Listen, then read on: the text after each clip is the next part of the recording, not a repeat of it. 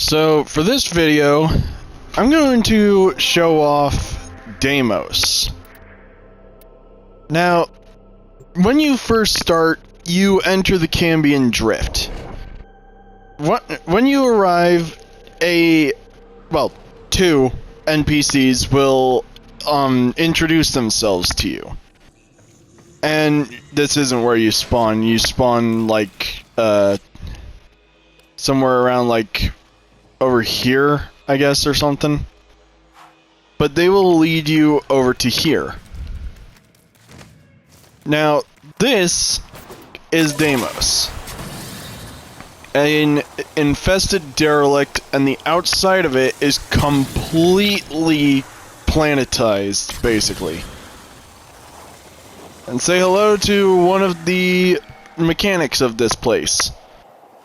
When you look at the map, currently it is showing the blue worm, and in 31 minutes, Foss will show up, the red worm, over there. And I don't understand it, but they'll shoot a laser at the one that's currently up, killing it, but then that one just comes right back and shoots the laser back. It's basically just to show the daytime system. Now, there are other things around here than just infested. There's velocipods, which you can just get those for some things. There's that enemy type, a giant centipede basically. There's a red one that's even bigger. There are a few other little guys, I guess. And then, let's see if I can find one of those pod things around here. Oh, there's that thing. It'll split into two when it, dies. I forgot I was using a different, Arcwing. Yep, running little guy. Many different, enemies on this planetoid. And when you're out here, after completing the quest, you will gain access to bounties around here. And before I start any bounty stuff, I'm going to head back inside to give a bit more of an explanation. This is the Necrolist. The Necrolist is the Deimos equivalent of Cetus and the Orvalis. And the NPC you'll come across is Lloyd and Otak. They are the same entity, as you can see. And there is a syndicate located here that you can only talk to when in your operator or drifter state. And that one, of course, is Lloyd over here, with the Necroloid. Now, the Necroloid is its own syndicate, and is tied to unlocking a special equipment. The rest of Deimos here, you'll just be introduced to the NPCs by, like, a family role, being mother, father, you'll be introduced to daughter, and then son. Over here is daughter. Now, father is for weapon crafting. They're basically a second place for crafting kick guns. And this is father. Prevention is worth a pound of cure. I think now, on top of that, you can also get infested weapons, being these claws, the Zymos, and the Sepulchrum and Trumna. These weapons have a special mechanic where getting kills builds up a meter. When it's full, right or alt fire with the right stick or whatever to fire it off. This one fires a grenade. This one enters a lock-on mode that fires homing missiles. Then you can also get prime mods for weapons being for the Soma Prime, increasing crit so long as you are hitting a target. Paris, restoring health for every 3 status effects on a target. The X-Stiletto Prime, being airborne makes you... It gives you the ability to fire 4 shots before even consuming 1 ammo. And then Act Bronco Prime, getting just viral. Like, a good amount of viral. This is also where you get Lavos and the Cedo. Guess you have everything you need. For Daughter, or Kaylee as she's called, once you rank it up with them, they gain names when you rank up. She is where you come for fishing. If you collect any fish, then you can just bring it here for cutting up and getting rep with her tokens. Sun is who you talk to for these antigens and mutagens, as well as animal hunting and the Helmuth invigoration segment. The invigoration segment is what you need if you want to subsume Warframes and use their abilities on other characters. There is also these mods for the pets you can get here. The Predacite, let's just like throw on these just to like show it off. The Predacite is the Kubro, basically. More so they are like a infested lion rather than a dog. And each one has their own special abilities. The stronger pet is the Vulpaphyla, and the best one, Panzer Vulpaphyla. This is the one that I use for my Vulpaphyla Ava. They are the equivalent of a Kavat, and they have the ability when they die, they enter this state looking like a sentinel floating by you. And yeah, it's best, like, you do get rep for all of them, but I highly recommend getting a Panzer Vulpaphyla as soon as possible. OTAC is for mining. So you come here, you can get blueprints for mining materials so that you can craft stuff with them. He is also who you talk to for getting stuff related to citrine. So you'll need to go into a mission on Mars, the I forgot what it was called, but it's a special defense mission that has you swapping between Grenier and Corpus to defend these crystals. And once you get enough crystals, you can buy each of her parts, the parts for her melee weapon, her shotgun, these arcanes, a Laverian scene, and basically a trading card that you can't actually trade. And you can get any parts from the mission. So if you're lucky, which is an extremely low chance, you could get all 4 of Citrine's parts just from that at no crystal cost. Same for the weapons and the arcanes. These 2, however, are exclusively from here. Grandmother is who you talk to for building up reputation with the Entrati. You can trade in tokens here, as well as the universal medallions, don't know how to get those, to build up rank over here. I'll be right here. And Mother is the one you talk to do bounties. She's also the one you talk to when you have max rep and enough of the resources to rank up in the syndicate. And of course, ranking up here, you also unlock further tiers in every character's shop. Now, an additional mission type here, other than the normal mission types, is the Isolation Vault. This is a pretty quick mission type to run, and it is also a very dangerous one. Find a way to get inside, and the Necroloid will guide you. And you can come here early without your operator, but I would highly recommend doing these with your operator unlocked.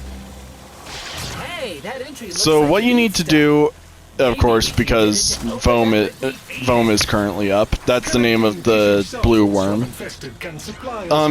When you do these missions, you gotta go around collecting these, the little, like, residue from Foam killing Foss. And, of course, entering these areas causes this weird screen effect. I hate it. Very unpleasant, but undoubtedly what we need. Just a little more. Yeah, Lloyd, by the way, is a Necroloid, while Otak is a Cephalon that was integrated into his system. So it's a 2-in-1 deal when it comes to them. They're also basically the Entradi's butler, I guess. Alright. So once you collect enough, and the amount increases per player, you come right here and you have to defend this. If it breaks, you'll have to go over to, like, there, basically, to talk to Mother and restart the bounty. Luckily, I think it doesn't make you redo that part of, like, collecting the resource thing, but it will make you redo this part of the defense.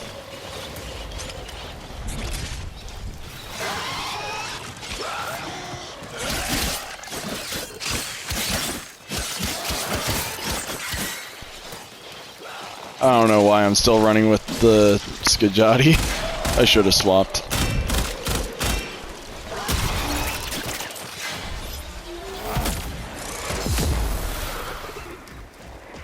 Yeah, this is the Tenant Planks, by the way. Yeah, as you can see right there, that thing's split.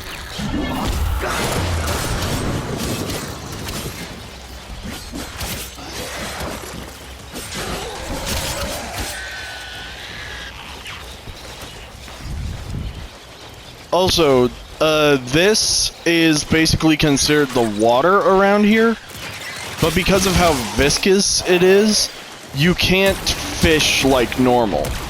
The fish here, for some reason, because they're infested, can fly, so you gotta wait for them to come out of the water. Once you get the fishing rod, or the fishing spears from a daughter, however, those infested fishing spears can shoot through the water, so you can get those infested fish easier. Alright. Survive time. Kill enemies, and if you see one with a mark on them, kill them, pick up the item they dropped. Yeah, that's that big one I was talking about. Some of the infested are adding to the toxicity level. Deal with them quickly. Use organic samples to help stabilize yourself against the toxicity levels. So yeah, if you pick up the item dropped from those special infested guys, then you will get the toxicity level decreased. All you have to do is just survive long enough while the toxicity is there, and if you are able, then you'll be able to just progress through and not have to worry about it. This planet node also has Juggernauts. Juggernauts are a special enemy that were introduced in the Jordas... what are you doing here, sir?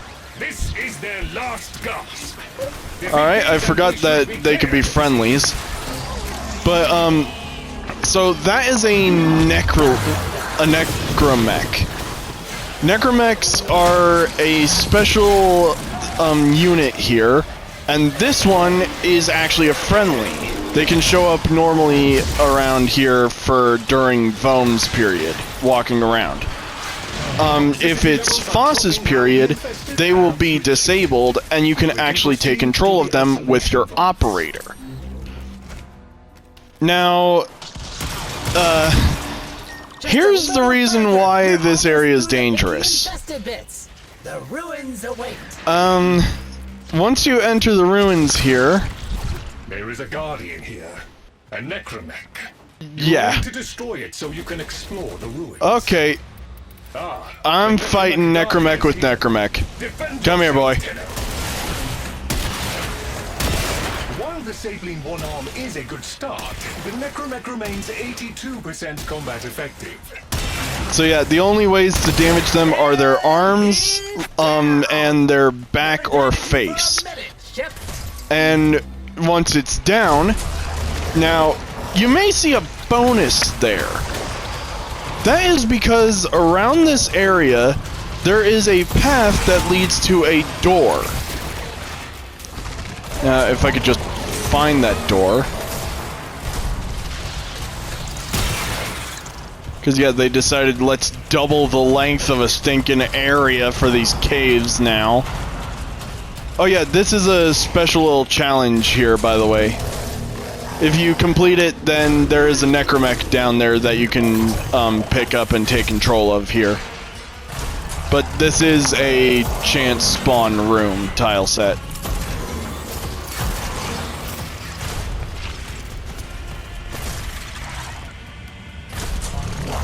Now, where is that door? Nope, not this one.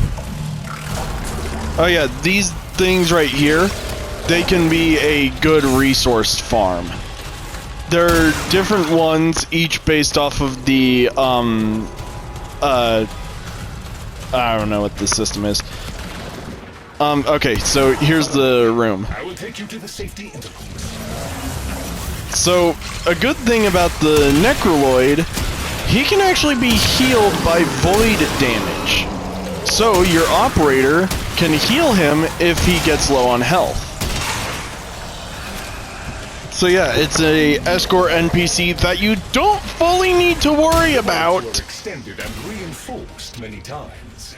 Yeah, he needs to interact with 4 of these devices here. Also, the thing about the Necramech is that they... So, how they work is, when you first craft one, you'll get a Mausolon, a special assault rifle weapon for them. Then, that weapon has a thing called a Gravimag on it. That is a thing you'll need for, like, another activity, the Profit Taker, of course. But you need to rank up to max with Vox Solaris, or not Solaris. Well, actually, yeah, Solaris United. Sorry, but you'll need to rank up to max with them if you want to be able to use an arc gun on the ground. Otherwise, the only way to use an arc gun on the ground is through a Necramech, and you won't have access to a Gravimag until either completing the quest for them or completing, or not completing, or being part of a dojo to make a Gravimag. Meaning be part of a clan. Now, Necramechs are they're basically like a Warframe, but stronger. They won't be affected by the kick of a arc gun, so no recoil problems there. But also, they have their own abilities, and as you can probably see at the top of my screen, where the health is, by the way, they can go to level 40, not 30. How it works is the same as if you go with a Kuvelich weapon or a Tenet weapon. You need to put Forma in. Every Forma increases the available max level by 2. So 5 Forma, 10 levels. Once you have it at maximum, you also have to consider there are 12 mod slots on this thing. Oh yeah, and then of course this one, the Void Rig, has a special arc gun of its own, being its 4th ability. This thing is a boss killer. Like seriously, I've seen people destroy Eidolon limbs with it in a single shot. Unfortunately, you're unable to move while doing that, but meh. Okay, right, okay. So now I need to go into operator mode, and I need to do this. Okay, look at the symbols. That one, that one, that one. Okay.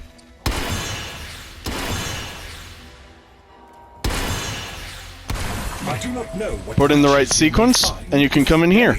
You can get argon crystals from here as well, by the way. Locked away down here. You are to be congratulated, Tenno. Few can confront the guardians of the isolation vaults. A full mastery of the void and all its implications would be helpful, of course. But this must suffice for now. There we go. And now to exit. Ah, no place! Ow! Alright then. Well, so that was the isolation vaults, the Necramechs, and basically the gist on Deimos. It's Cetus and Orvalis with some additional stuff. Now, ranking up requires these tokens. Mother tokens give only 100 rep. So, yeah, ranking up can be quite annoying. And, the other syndicate with Lloyd, the Necroloid syndicate, that one requires you to get that resource that you saw me using a second ago, or not using, that you saw me obtain for completing it a second ago. Those matrices or whatever, they are what you need for getting rep with Lloyd. And for wares, he has the blueprints for Necramech parts, gun parts, mods, and even a skin set to make your Sentinel look like Lloyd and Otak. And the two available are the Void Rig, whose abilities are Necroweb. You actually get to try this guy in the tutorial for Deimos. Necroweb is a canister. You activate it, and you can press the right stick to chuck it. It has two effects. If the canister lands, it creates a slowing zone. If you shoot it mid-air, it causes a fiery explosion. Storm Shroud, basically the Necramechs version of Iron Skin. Sorry. Grave Mines, you chalk out a whole bunch of explosive mines. Now, they're not that strong on you, but if you see a Void Rig in the Isolation Vault, then I suggest if you're playing Rhino, pop your Iron Skin while the bombs are on you. If you're able to use a Void Rig, then pop Storm Shroud when they use it on you as well. Otherwise, run like the wind when they chuck those mines. Guard mode is that stationary turret mode that I showed a little bit ago. Those guns destroy. Now, Bone Widow is a opposite of the Void Rig. The Bone Widow, their abilities are Meat Hook. You'll jab forward, skewering whatever enemy you grab onto, and so long as you're holding them, you'll drain their health to restore yours. Press it again, and you'll yeet them into the stratosphere. Shield Maiden. Basically their version of Void Rig's Storm Shroud, but only a frontal shield that you actually carry, and it will reflect damage back, and your melee will be converted into a shield bash that consumes energy. Firing line, you'll activate these sweepers that will swipe from the left and right to you to in front of you, pulling enemies to right in front. And then Exalted Iron Bride, a arc melee that you can use it while using Shield Maiden, and the melee will not drain energy, but so long as you're using Iron Blade, you'll have an energy drain on you. So yeah, this one is your melee class, this one is your ranged class. And for weapons, other than the Mosalon, you got a flamethrower. The charge function fires 3 projectiles in a fan pattern that explode and then basically leave napalm. The Morphka is a grenade launcher, and when you fire this one for the secondary fire, it fires a like slow distance projectile that after a few seconds will just detonate with a big blast radius. I trust this. So yeah, Play safe. really good weaponry here for what's available. And yeah, that's the gist of Deimos. Now, a added thing, if you go into Railjack, you'll find on Corpus tile sets a mission type called Orphics. Orphics are a special sentient thing that disables Warframes. Necramechs, however, are completely immune to an Orphix's aura, and that's how you destroy them.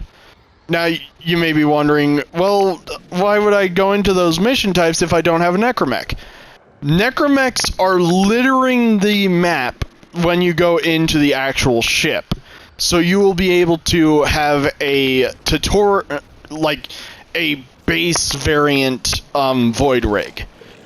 So you can still do those mission types, but you're not going to be as strong as someone using like a Void Rig with rank 40, all mods on it, having a Corvus Prime shotgun for their weapon.